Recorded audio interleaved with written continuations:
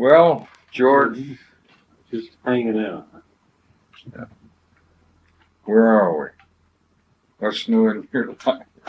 Can help me figure out what's in my life. Any thoughts?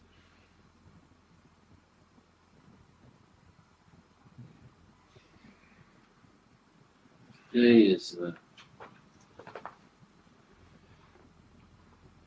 the only thing I thought. I heard it's International Human Rights Day, and every country in the world that's been investigated, they've investigated a lot, is worse on human rights Than they were? than they were. Yeah, and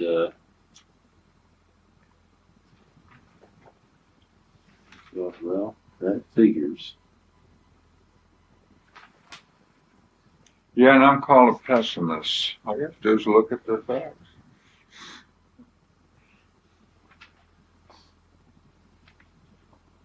I keep saying that we're building a hell of a dangerous world for our kids. And I guess I was thinking about what we're doing is I'd like to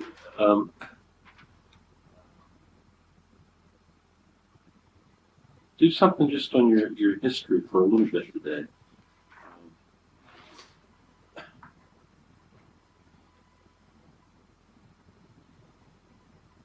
And I was thinking about, it seems to me that we left off with, I feel like there's World War II, and it's, I don't even know, other than, from trying to remember past conversations, you were in Europe, South Africa, or Africa? And Europe, Africa, Europe, and Pacific. And Japan, and Korea. some of that, we talked about it. It seems like there's, that and your younger childhood. Yeah, I guess I have a lot of thoughts of incidents that as, for example, I call, but that everybody has these, is what I'm getting at, Well, maybe so, but it's. I call Gretchen, my cousin. She sends a card every birthday, everything in here. I get my Christmas card. 3 girls grew up with us, 3 cousins in the same house. Uncle Fritz, Tante Nellie, and the 3 girls. And Martha was the eldest, my same age. And when this was total, there's no income. Uncle Fritz didn't have a job. And how we survived, I don't know. We wouldn't touch food stamps, which were the only welfare at that time. They had food stamps then? No, some sort. I don't remember what it was, but that's for the trash. That's what your mom thought? Yeah. That means you really reach down spiritually. But anyhow, Martha, Gretchen, and Mary. Martha was my age. And I had acute Bright's disease, supposed to die. I had convulsions and 11 years old. And it was interesting. Acute Bright's disease is a kidney disease. It's for old people, and you die from it. Huh. And that's a story in itself. But I survived. I was skin and bones, had to sleep on inner tubes and stuff. Do you remember that? Oh, I remember every detail. Really? How old were you? 11. My father was in Chicago already. And he couldn't afford to come home to see me. I was in the children's hospital, which was an old wooden house, for 3 months. no penicillin those days, which would have knocked it out. You know? Huh. Oh, and the treatments I don't want to go into right now, but because I was trying to say something about Gretchen. But when I finally got better, then we noticed that Martha was acting strangely in the house. She was just lethargic. She wouldn't do the dishes. She wouldn't make the bed and all that kind of stuff. And the adults were in her case a lot. And then finally went to Dr. Grantham and discovered that she too had Bright's disease, only chronic Bright's disease, which people have all their life, you know. And that's why she was so lethargic. And problem is, at age 17, she died from chronic, and I lived from acute Bright's disease. And that was a tragedy, a big tragedy. But anyhow, Gretchen was the in-between sister. Wait, this is Martha, your age. Yeah, and Gretchen was 2 years younger and married. But I'm picking on Gretchen now. For some reason, all these years, from those early days, she was the fun one. You know what I mean? She was the one I wanted to, if any, be around. You know? Mm-hmm. And so all these years, I never write a card. I never write anything. Here it comes, birthday, Christmas, and a nice note, and when I had a heart attack and all that stuff. So when I got the card 2 days ago, I said, enough of this, I'm calling her. And we had the best talk. I'm saying this because of childhood. We spent our time talking about the early years before 11 on Christmas Eve.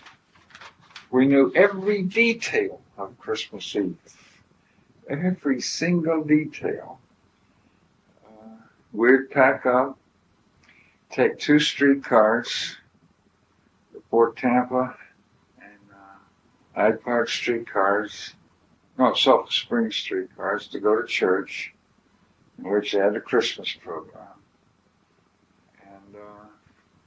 And they handed out baskets of fruit. This is depression, man. Fruit and a couple pieces of candy to all the kids. We'd have to walk up to the manger scene and get our fruit. And this is Christmas Eve? Christmas Eve. What a highlight that was, early Christmas Eve. Something like 6 o'clock or something. What a highlight that was. Now we take our 2 streetcars back. Wait. Oh, I see. One and then another. Yeah. Mm-hmm. Okay. Go to town, they had to go north of town. See, we're way deep south of town. 2 streetcars. Oh, it's not one connects with another, but they took one and you took another. No, one connects with another. Okay, yeah. Yeah. Okay. Yeah. And in the loop. And we'd come back. Now, we're on pins and needles on the Christmas room, which is locked off for 2 weeks. You can't get in the Christmas room. Huh. Was your dad there at the time? Oh, no. The Christmas room had Mama always had, this is one ritual that we stuck to, a beautiful tree. And I don't know how we got them. A beautiful Christmas tree, 7 foot, 8 foot tall. And decorated with all the old lights. And we just were busting our guts to get in there. We'd been killed if we'd opened the door, literally. There's a piano in there, an old upright piano. Now, we're talking about 6 kids, and sometimes more when the Muggies came. But Mama, the only time, you got to remember that she was an accomplished musician, artist, watercolor, charcoal, paint, everything from her early rich days in Germany. after the Depression started, she didn't touch a thing culturally like that, artistically. Except Christmas Eve, she would play uh, very simple Christmas tunes. And we also had soup between church service and this event, okay? We had vegetable soup. And cookies were going to come after the event. I can tell you, every year it's exactly the same. Well, rituals and traditions Yeah. are important. I mean, kids count on that. Yeah. I do want to throw myself in 2 seconds here. I mowed yards at 25 cents a crack and gave it all to Mama. But I'd save, somehow or another, I'd cheat and save a few cents here and a few cents there. And what a thrill it was for me to go to Cress's and each year and buy Mama something, which she always rejected because I shouldn't be spending this money. But I bought her at Cress's, you can, for a dime, you can get a pot and pan or frying pan for 10, 25 cents each, okay? And so I'd usually buy her 2 or 3 pots and pans for Christmas. And she'd say something nasty about it, but anyhow. Did you know she liked it anyway? I think so. But now she goes to the piano.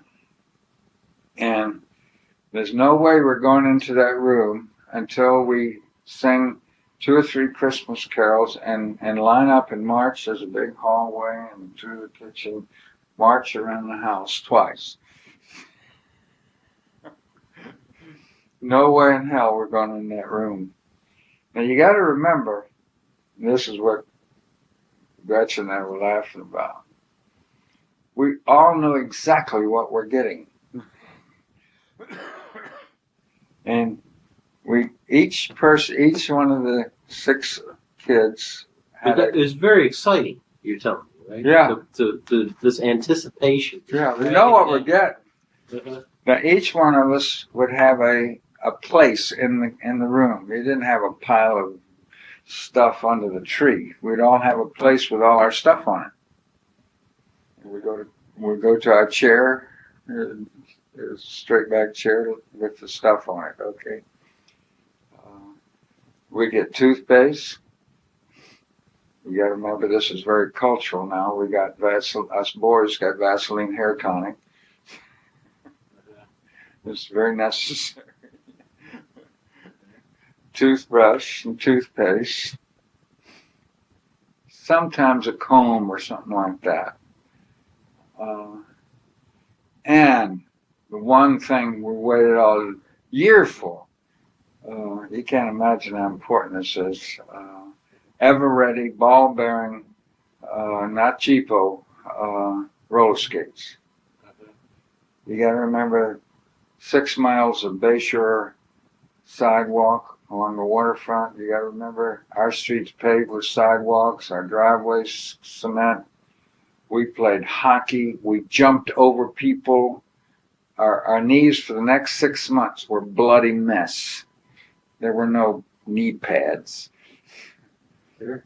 And we kept those things going about 8 months. We knew how to take the thing apart and put in a few new ball bearings, which cost something like a penny a piece. When they get a little cracked or something, didn't roll right. I mean, we knew how to take care of these roller skates. Played every game you can imagine. We played whoop, where we go full speed, about 4 or 5 of us, full speed coming down towards our driveway. And at the last minute, we'd go in a crouch position and hold on to each other. And the lead person would make the turn into the wide driveway. So the tail ender would really get a whoop, if you follow me. And so now we're in there, and the big moment, we unwrap and everything, and then we go back to the dining room table and have cookies stolen. I remember stolen. Hmm. But anyhow, we just laughed about that on the phone. Every detail was prescribed. We knew exactly, and yet it was the biggest moment of our life.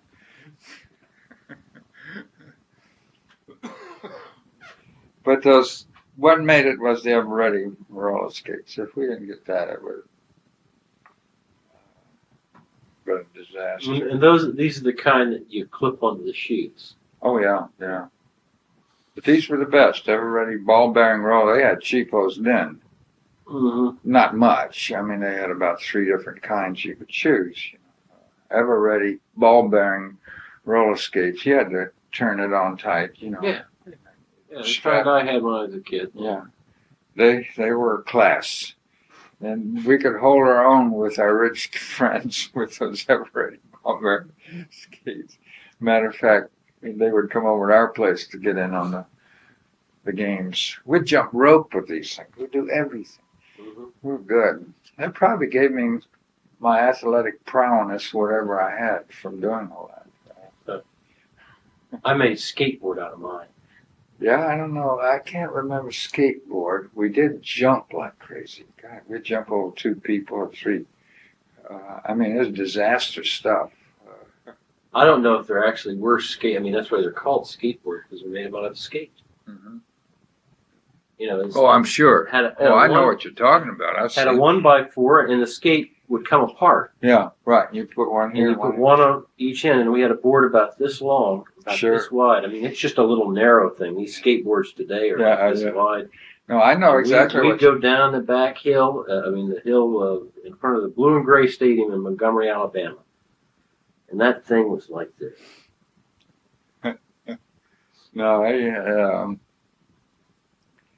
it's funny how that every detail. We just laughed. But that had, But what happened after cookies? Oh, personally, I had, this is very intimate here. This is something that I don't think any of the other kids went through or did. In our room, we had one of those old radios, where my bed was. They would stay up later than I would, but from 10:30 to 11 on the radio would be, whether it's Catholic or what, would be from St. John's, New York, would be real classic traditional Christmas Eve church services. And I would go to my room and listen to these. And it's weird when I think back. I mean, I don't think any other kids did this. It just felt right, I mean, I just enjoyed it. I enjoyed the heck out of it. I looked forward to it. And the others would stay up later and stuff like that. I go to John Gregorian's. My brothers were older, so they used to stay up later. But it was a very private scene for me.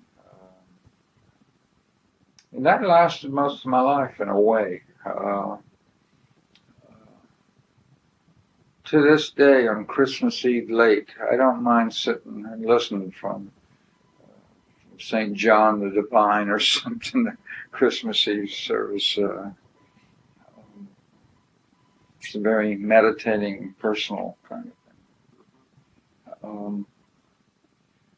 Because otherwise Christmas is absolutely zilch to me. I'm not even that enamored with family gatherings.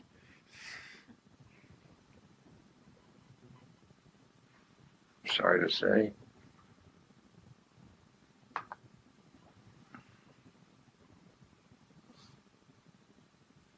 Zilch because of the commercialism and Yeah, and of course in our case we had family all year.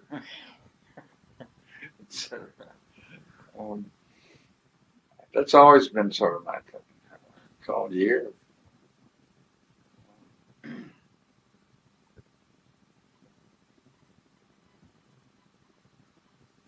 Now, you got to remember then, for about 4 straight Christmases, I'm not there. I'm either in North Africa uh, or Cebu City, Philippines, God knows where. I can remember in detail those Christmas Eves. I usually at Liberty, and by myself, I would walk. I've always walked on Liberties. I'd walk whatever country in England, Scotland. I'd walk. And on Christmas Eve, I would walk through all the streets and look at all the houses. And I can remember that in detail. And no big problem. But I did a little more walking on Christmas Eve. That's all I can remember. Did you? There's El Kabir, Africa, Marseille, France. It's probably a pretty lonely time for somebody who's a stranger in the city. Yeah, but for me, I was lonely anyhow in Tampa, Florida on Christmas Eve after the everybody skates. I go and want to be alone. I guess I'm really a loner, you know. I had no problem with it. I was a loner all through the service. I never went ashore with my good friend Jerry Norris because he'd go seduce every woman he could find, and I couldn't do that. So I just always go ashore alone. I was later. I was thinking the other day, George. I can remember every detail of World War II and every liberty, everything. I cannot remember even coming home from the Korean War. I can't even remember how I came home. I knew I flew over there in a Pan American clipper ship. I can't remember coming home. What port? Anything. I remember everything about World War II. Isn't that funny? But I can remember in Kamakura, Japan, World War II. I was a passionate guy. I did not like to look at women and being close to them. But things were breaking down now in terms of Japanese. And in Kamakura, I'd go to and meet this. I met in the dance hall. This Japanese. I can't remember her name. And it was darn close to Christmas Eve.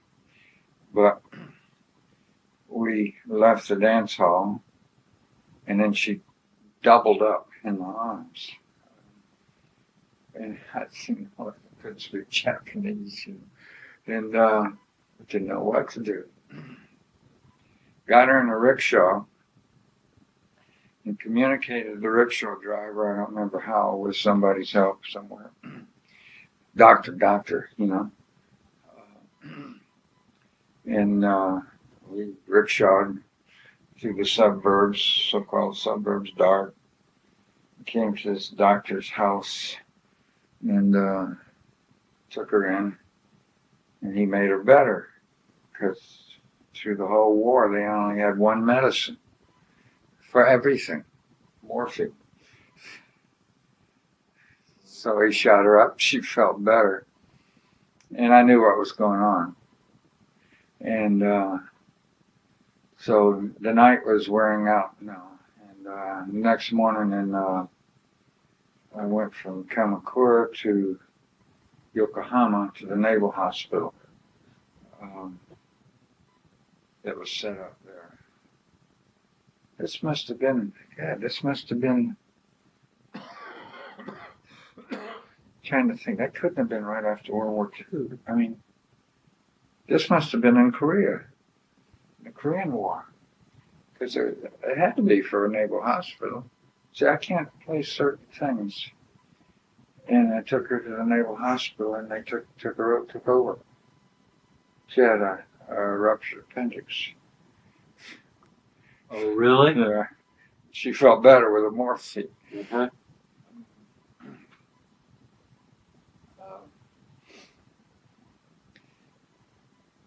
And so I was absent without leave for 24 hours, and threw shit on that. Well, what happened? Did you stay with her all night?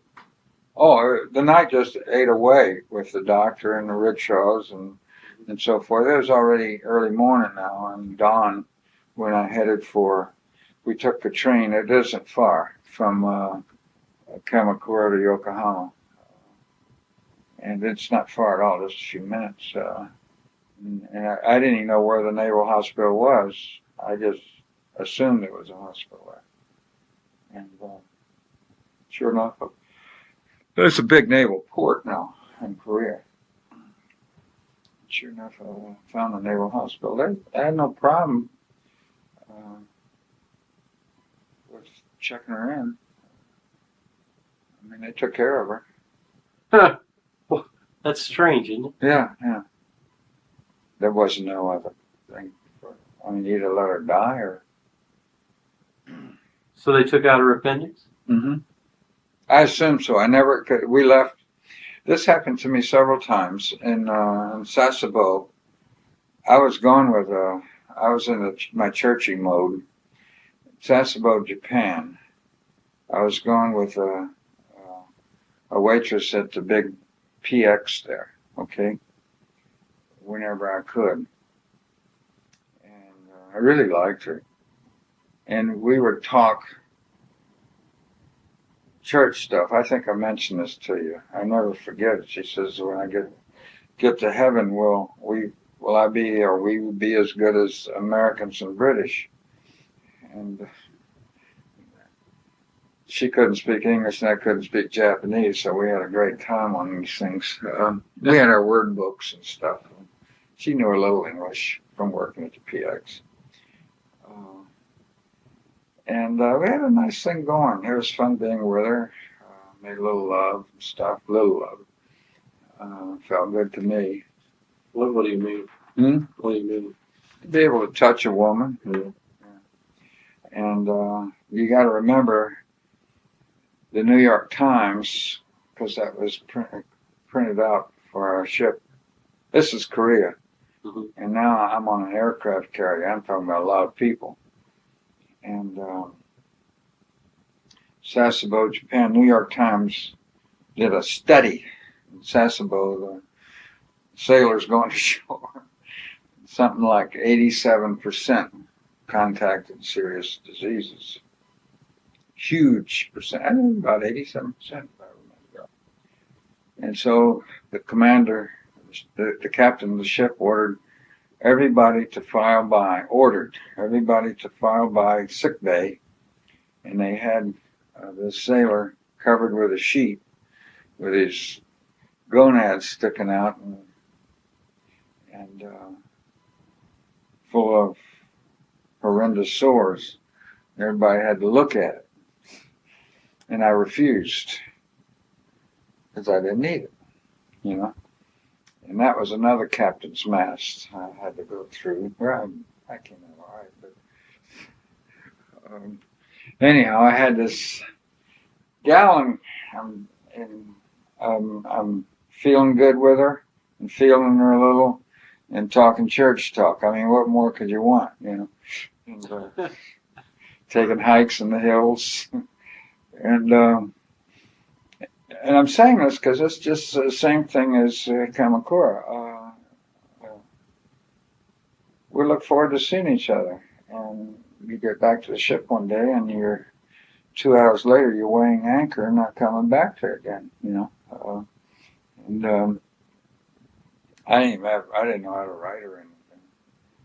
And I remember a month later, and did you know you were going? I mean, did you say oh, you goodbye? never know. You didn't say goodbye or anything? No, Oh.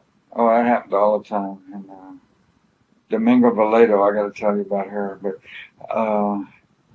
then I see Pastor Barrett, who I welcomed and his family as missionaries to Tokyo. I mean, I was in Yokohama when they arrived by ship, but I saw him, and I said, "This really bothers me." I mean, we were just church. I was very churchy, okay, and he was a very wise guy, I thought. And he said, "No. Lord had you open that door there. Somebody else come along. That's not your business, you know." It's good. It's good. I felt better about it. But as long as we're on my women, Domingo Valado, I have never forgotten her name. It's amazing. I think I told you this. I'm not sure. No. In the invasion in Tarragona, Philippines, the kamikazes came and our fleet had to split. Only I'm in my little beach party and first wave invasion and no supplies for staying, and only we don't have a home anymore. The whole fleet landed everybody and got out of there. Didn't even recover their boats, you know. You're on the beach. I'm on the Fleet's beach. Gone. The fleet's gone. And the army's landed. They're moving in, you know. And they don't give a shit about us at all now.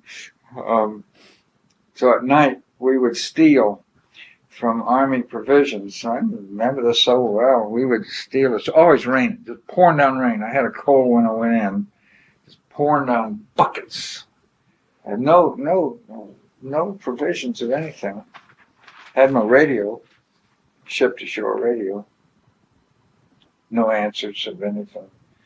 And at night we would steal cans of these brown gray cans of pineapple, pears, anything we can, and that was our food. And we had coconuts coming out of our ears. And this is like Longboat Key. This is a strip of beach with palms and so forth where we landed. Then there's a lagoon, and then there's a mainland. Okay, and well, we did this for 2 or 3 days, and we made a lean-to, and we were soaking wet all the time. My cold was cured for some reason, and so 5 of us in this little sector, 5 of us decided to go in across the lagoon to the nearest village, and this was Tacloban. A little tiny village. Every house, every family was on stilts about a few stories high for monsoons and stuff. And as poor as you can be. This Philippines, you know, they've been in war a while. And so we each camped in with a family. And Domingo Valado was a 21-year-old daughter who could speak English, some English, of the family I stayed with. I had younger brothers and everything. I had a flashlight, and so that's important. And we're way up there in this one-room place, you know, thatched. We walked the little village mud streets. And it's a one-room house? Yeah. And you crapped outside and everything, you know. You go down to the beach across the lagoon to clean up. And but anyhow, Domingo Valado, before the war, had been a dental assistant in Manila. Manila, I don't know, is 2,000 miles away, you know. Huh. But this was her home. Been a dental assistant. So that's how she knew the little English. And she came home in the war. I mean, Manila was taken over by the Japanese and the whole Philippines. And but what a fine young woman. We had a good acquaintance. It wasn't even. It was barely like lovemaking, you know. And I would teach the little boy the Morse code with the flashlight, and that was the whole family just loved it, got a real kick out of it. And but every day we would us five would go down to the beach on the key, see if I could raise with my radio the ship. And we, after 2 weeks, we really thought we were here for the duration. I'm dead serious on this. We ate so-called chickens, which were about the size of a small pigeon, and coconuts. There was a little fruit, I guess. I can't. Mangoes, yeah. Do you like mango? Yeah. Yeah. And guavas, but every day we go down and try to raise the things. And we were actually thinking about, they had some pretty big dugout canoes. We were thinking about, with Domingo's help, can we figure out how to get a map and maybe make our way to Manila with a dugout canoe from island to island. Philippines all broken up, and hang next to shore all the way and so forth. This was a duration. 3 weeks is a long time in this city.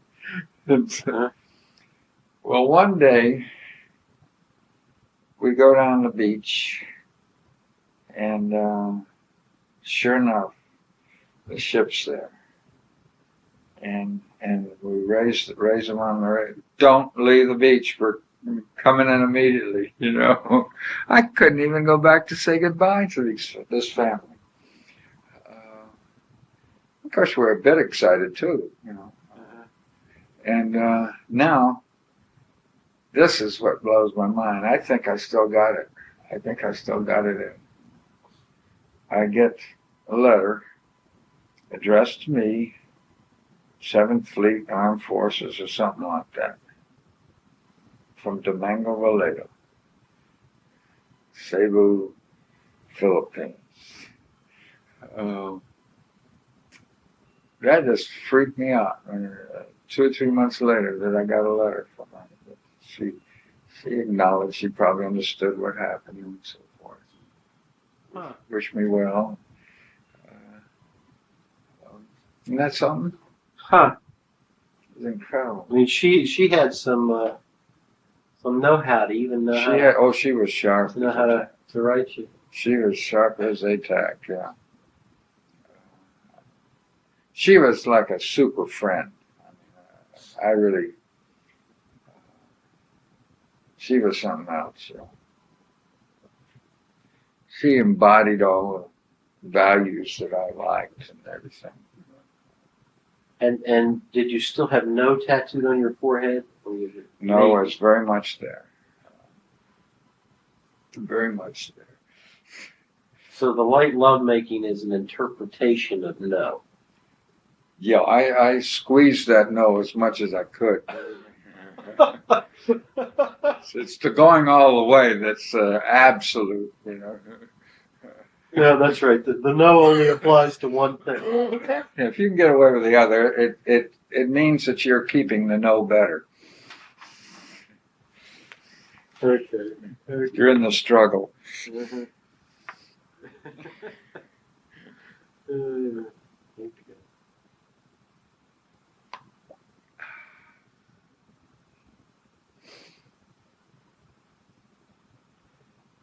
Was Domingo Valado? Did you talk? What did you talk about? I mean, how much English did she have? Quite a bit. Probably for the first time, talked home and war. I'm trying to remember a little bit. I mean, when we talked Manila, I'd ask her a lot of things about her career, how she ended up in Manila and her training and everything else. So we talked our lives, which I didn't do with other people, We talked very concrete stuff of our lives and our expectations and our hopes. And over and over again, I had the same thoughts. I said, we keep going. We know we got Okinawa. We know we got Japan and everything else. And I don't know if I'll ever see a normal life again. I mean, this was very much on my mind. This might be my life, which wasn't a very exciting thought to me, believe me. I'm a freedom lover.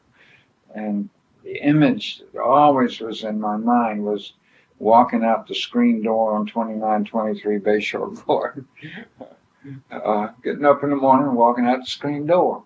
I don't know why that was always on my mind. I don't know if I'll ever have that again, you know.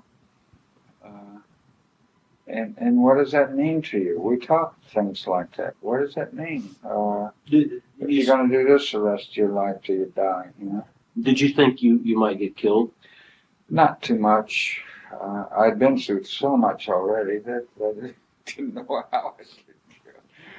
I didn't think about the invasion of Japan, which would have been a disaster. That would have made everything a joke. So marbles. And Okinawa, see, wasn't that easy. We were hitting Okinawa. Kamikaze. In Japan, we were beginning to find out what it means to be underground and to fight to the last person. You don't want to be in that kind of war where nobody gives up. Yeah, we got into that war in Vietnam. Mm-hmm. That was similar. That was what Japan would have been. Yeah, exactly. And Japan had the armament, and they had the fortifications. I mean, the beginning of the understanding of that was Iwo Jima. Little tiny island, absolutely for a month, bombarded by planes and battleships, crushed. Everybody thought it was going to be a walk, a piece of cake, and 6,000 people died. Americans died. 25,000 Japanese died, and it took a couple weeks. I mean, it's like taking VU campus and for a month dumping every kind of 16-inch shell, every kind of bomb, B-24s. You just rain every square inch on the Iwo Jima. But they were underground. Boy, they're wasting their shells on us. That's Japan. And I saw that when I was over there later. I mean, there are power plants, everything's in the mountains, inside the mountains. So what was your feeling about, this is often said. Go ahead. I was wondering what your feeling was about dropping the bombs on Hiroshima and Nagasaki. Oh, I remember that distinctly. I mean, first of all, I didn't know what the fuck is an atom. Who knew? I mean, did anybody know what the bomb was? And I got the message before the captain and the commander did, because that was my job on board ship. And I can't remember exact words. American Air Force just dropped on Hiroshima, a little state, 2 lines or something like that. A bomb that could end the war or something. And, we were starting getting some messages how I wiped out the city. And there was only one thought. God, we could go home. I mean, that wasn't in our heads. I mean, what I was telling you a few minutes before was what was in our heads. This might be forever, you know, for me, the rest of my life. Now, all of a sudden, we're getting this message that we could go home. I mean, implied.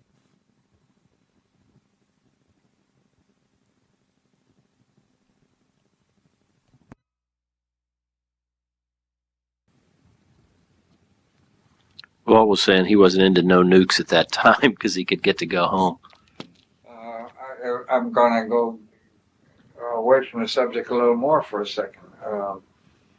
No nukes reminds me of my medical checkup. Did I tell you this the other day with Hector? Uh, Out of nowhere, he knows I'm different on some thoughts. I'm sure he says things to me that he doesn't say to most patients. But he looked out the window of his office and he said, "Look over there, Walter. South of the border and Puerto Ricans have to use my name Walter. There's no way they can say Walt." And he said, "See Walmart? That's going to be a super Walmart. It's going to be 3 times as big. And you know what? It'll have more things in it than 6 countries. Smaller countries, okay?" And I said, "It's funny you say that. I've often thought about wasn't even thinking about Hector prescribing nuclear medicine on me. He was the one. That wasn't the point I was trying to make. But I've always said 6 countries. I said, when I was with my first heart attack in the bowels of Porter Memorial getting nuked with nuclear medicine, I looked around and I had this very clear thought that there's more medical resources in this little county hospital than 6 African countries, small. I mean, the 6 stood out, and he said Walmart 6. And of course, he was totally threatened by it. You really needed that medicine. That medicine really partly saved your life. And I said, "No, that wasn't my point, Hector. As a matter of fact, the point is, I'm grateful for the nuclear medicine. I'm grateful, it saved my life." But what I'm getting at is when we look at Walmart and Porter and all that we're using at the expense of other people, the problem is I like what I got. mm-hmm. But it was interesting. I could tell he could look at Walmart and put it down and not look at Porter Memorial that same way. You follow me? And I shook him up. I really shook him up on this one. And I know he has to think about it. Yeah, and that's really true. It's so hard to look. The mote in your own eye. That's right. And the problem is I. And Hector, it's not Walmart, it's you. That's right. What I didn't say, but he heard it. Yeah. I mean, it's Walmart too, but we don't like to look at the moat. No. And we love to look at the moat in the other person's eyes. I mean, the two go together. Sure. And the problem is I. Now, the problem is I is a major thing for me. Major thing for me. That eliminates, that's a churchy thing here. Because the whole Christ thing,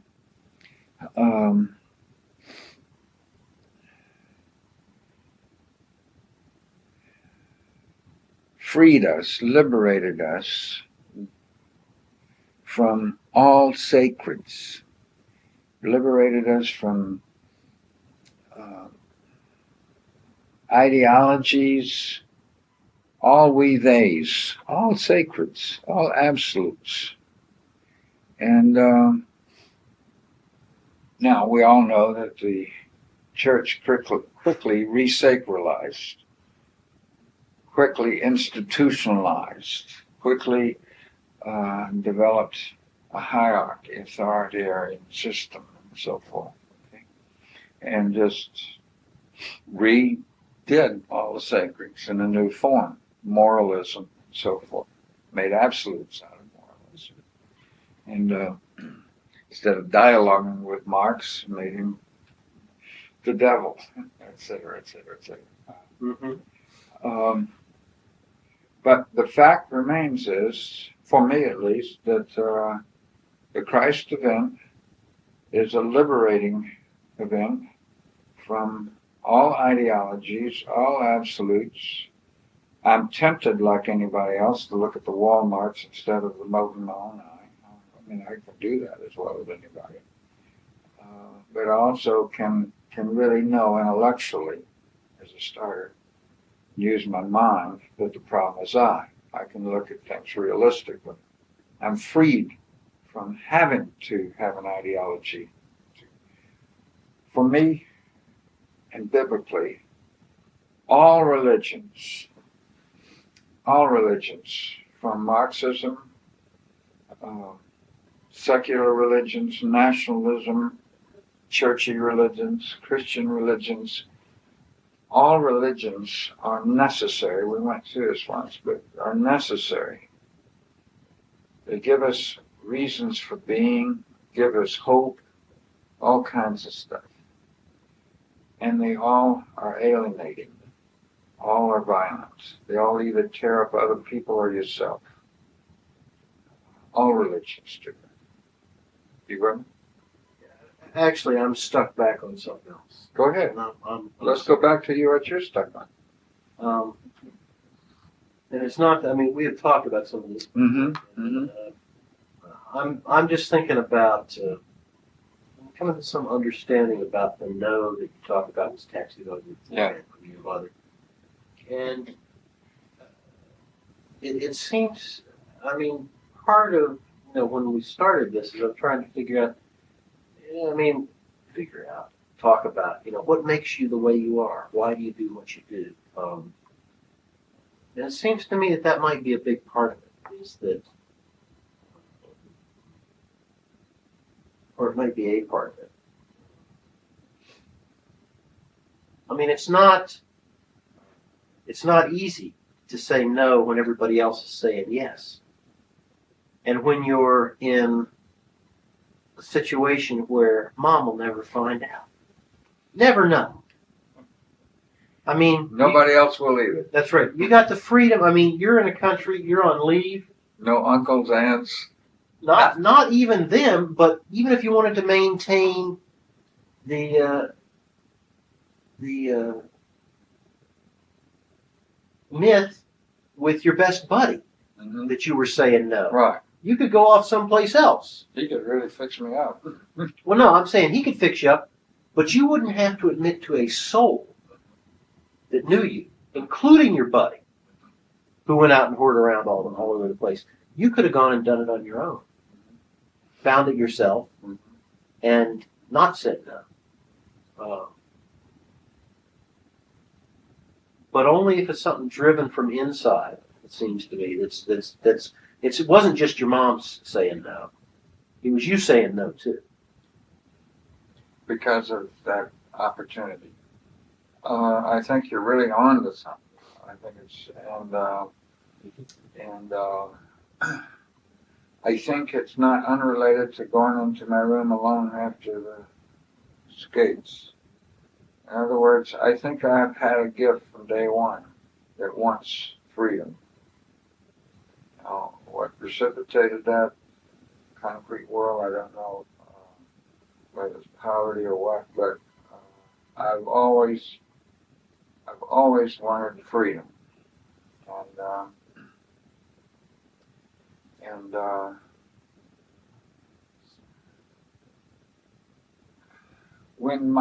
when I just a couple of years ago on the beach asked Ernie, we laughed at this because we have never talked intimately, and I told him the same thing. I told you this too, but he was also overseas in war, and I said, "You were 4 years older than I am. You probably were ahead of this no business. You know what I mean?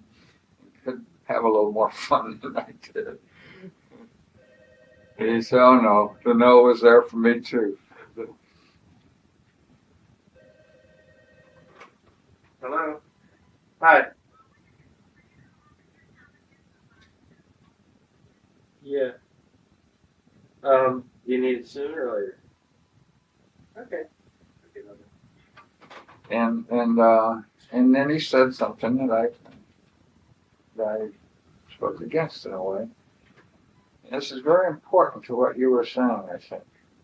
And I think he's right. And he says, to this day, appreciate. I'm grateful for that no on my forehead. And because it's me for here in a minute. What it means to be human is to say your own yes and no. It's to say no. Especially, we say no to killing, whereas survival of the fittest in nature is to what's necessary. Religion again. You with me? Mm-hmm. And what it means to be human is to say no to killing, for example. Choose to say no. I'm free. I can say yes to killing, but I can choose to say no. Now, what I'm getting at is, I told Ernie, I said, I agree with you. I'm glad the no was there. That's the positive of what you just said. But I would rather have had the strength and the freedom to say my own yes and no. That was Mama's no. Now, you're saying it was a little of mine. I think you're right. With all that temptation, I think I had a little in there. But I'm not so sure I could have said yes no matter what. Because of Mama. Because of Mama. Now, see, I understand that, but you were also only 17. Right. And 18, 19. 18, 19. And at 17, 18, 19, I mean, I needed Mama. you did, but you didn't think you did. Yeah. I mean, that's how I was. I mean, I was absolutely certain that I was living my own life and didn't need any of that. Mm-hmm. But and I came of age in a generation where everything was permitted. You said something that's very important to me. I remember in England, Southern England, different places. This translated itself. I did not think of Mama on my back at all, ever. Okay. But the no was there. It was real. Now, in real life, when you go ashore and all these things are there and everything else, you got to figure this out. Why don't I fuck around? So then I went through because of that, and sex had a lot to do with it. Because of that, I was very tempted now to go heavy. There was a segment aboard ship, and there was a lot in Weymouth and Plymouth, England, all around, into heavy Pentecostal, moralistic kind of church stuff. Very tempted. And it was tempting. By temptation, I mean not so much from me, but I mean there were folks grabbing for me all over the place, and they would give the answer to my problem. You follow me? Sure. Because Mama wasn't in it. They'd give me the answer. Why am I so torn up here? You follow me? They'd give me the answer. And I'm saying this in reflection, but it's really real. And I went to a couple of meetings, both in the British on board ship, and it wasn't free. And did you think of it in those terms then? I thought of it in terms, it's just, I don't feel comfortable. I didn't think in terms of freedom. No. I don't feel comfortable. It's not me. It's not real for me. It's very important to me.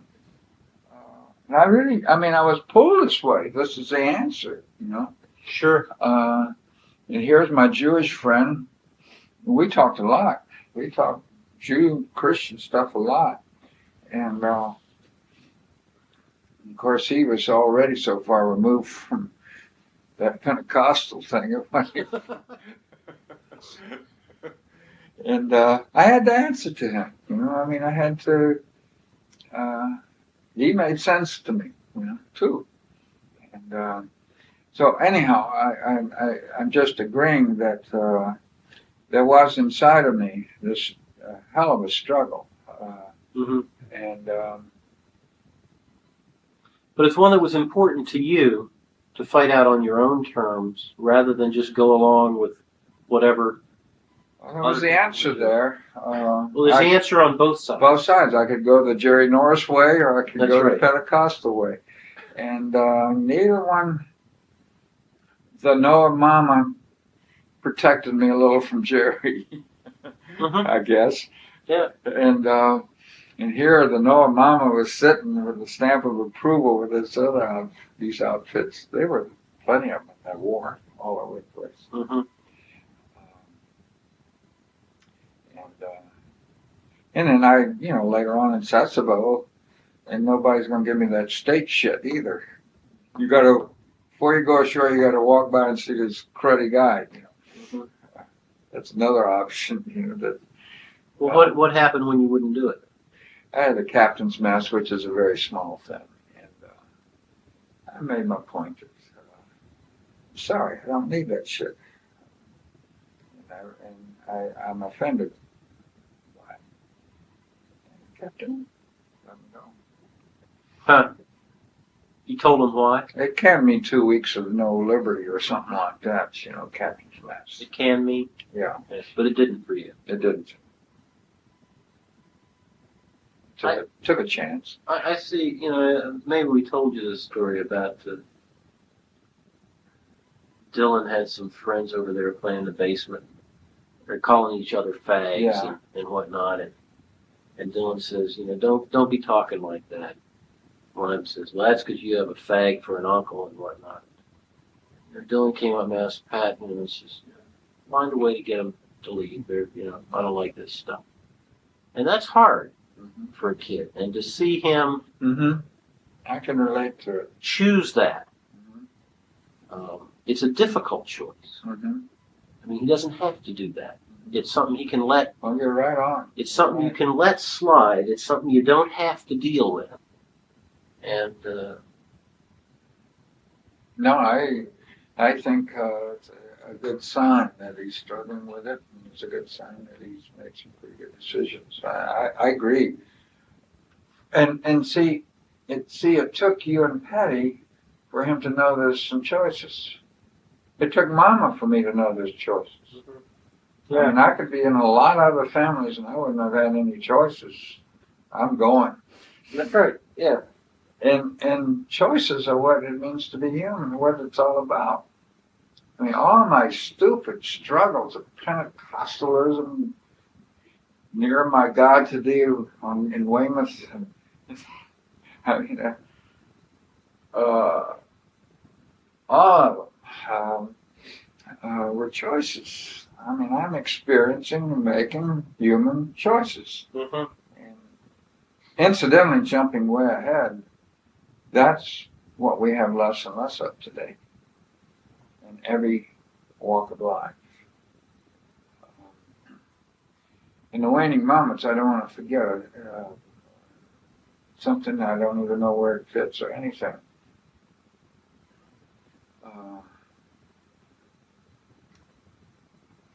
In my 4 years at Springfield College, which was zero as far as college is concerned, academics,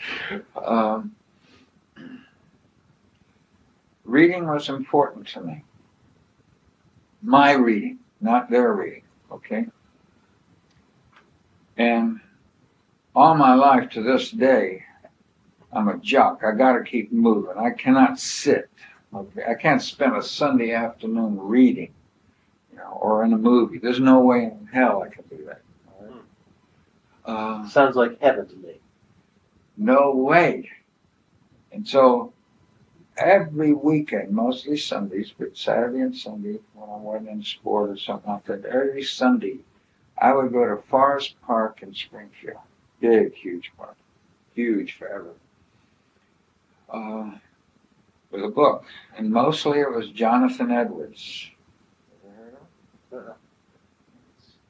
He's Jonathan Edwards.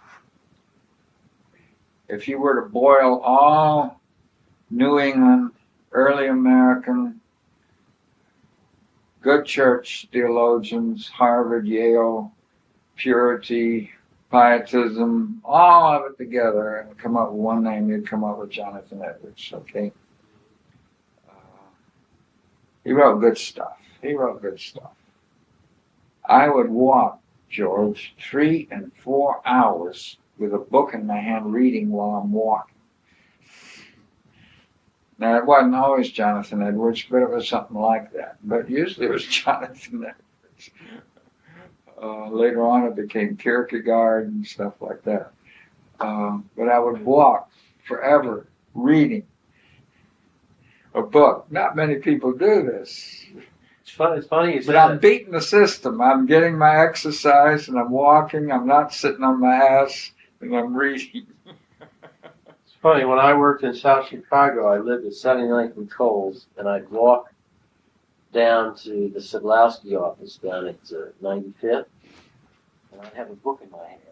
I'd walk reading along. I mean, Not many people do this. reading along the sidewalk, and I'd walk as I read because it was some time to. I was. In your case, you didn't have the time. You had to get somewhere, but you wanted to read. That's right. Yeah. Well, in mine, I had the time, and I didn't want to sit on my ass, and I wanted to read. It's funny. I can remember that. You were walking down the street.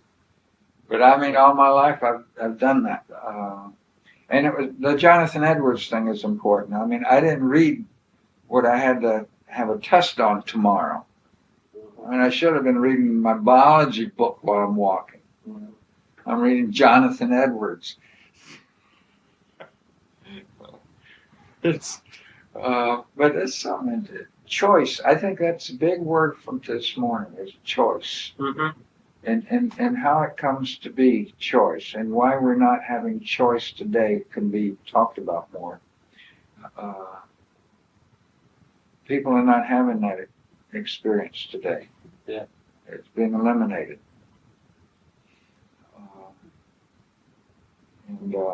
I think choice is the key word to what it means to be human. Yeah, but it's yeah. Let's continue with this. Yeah, it's a very important subject. I think. And I think all this shit we talked about this morning comes down to choice. Yeah. No, absolutely, and I it's just it kind of hit me that way. That it's.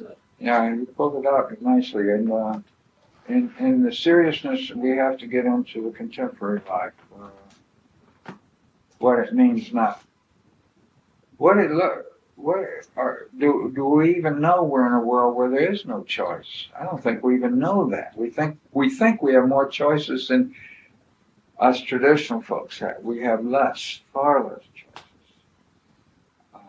We think we have more choices, but it's always whether we get this toy or this toy, Mm-hmm. or this car or this car. That's our choices.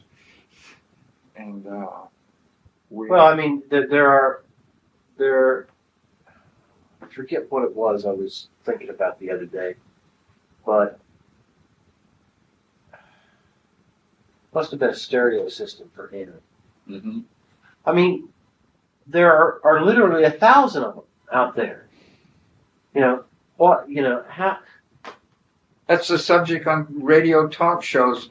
What computer you're gonna get? That's right, and it's like, in some ways, it'd be a whole lot better to have. Well, if you want a radio, this is the one you get. Yeah. There's only one, or two. Do you want a color TV or a black and white TV? Yeah. Not you have 1,000 of them there. It's like I could spend forever making this stupid decision, which doesn't mean anything. And you don't even think about whether to have a TV or not to have it. That's right. That's right. No, I like what we came up with. And now we can move to something very contemporary. Well, and it's from my point of view, it's important to sometimes start, back further than. Well, we can understand the word better. Than today, Choice. and I think the concrete helps lend some substance to the two. That's something worth thinking about. How to the intellectual, to the you boil it down to choice, and you could have talked about choice and said all these things, and it wouldn't have meant as much as to talk about your own life and the choices you made about whether to have sex or not in World War II. I couldn't agree more, and I think that ought to be cleared up too. Well,